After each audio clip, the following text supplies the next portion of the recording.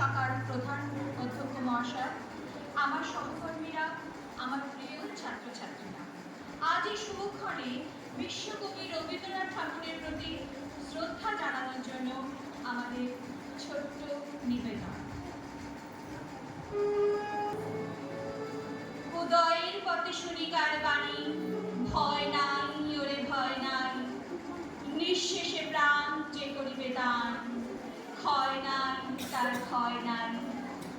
জগতে আমরা অনেক কিছুই চোখের দেখা করে দেখি, কানের শোনা করে শুনি, অতি অল্পই আপন করে পাই। যাকে আমরা আপন করে পাই, নিজের করে পাই, তিনি হলেন রবীন্দ্রনাথ ঠাকুর, আমাদের প্রাণের ঠাকুর। ঝড়ের মাস বৈশাখ, এই বৈশাখেই রবীন্দ্রনাথ ঠাকুরের জন্ম। সোনার আশ্বিনে নয়, হিমের রাতের অঘ্রাণে নয়, ফুল রাঙানো ফাগুনে নয়, এই খর ক্ষিপ্র বৈশাখেই তার জন্ম। এই খ্যাপা বৈশাখের বৈরিক তিলক দিয়ে সাজানো তার জন্মদিনের তলা। বৈশাখে প্রতিদিন নতুন জন্ম, আমাদের নতুন জন্ম এই বৈশাখে, 25শে বৈশাখে রবীন্দ্রনাথ ঠাকুরের জন্মদিনে।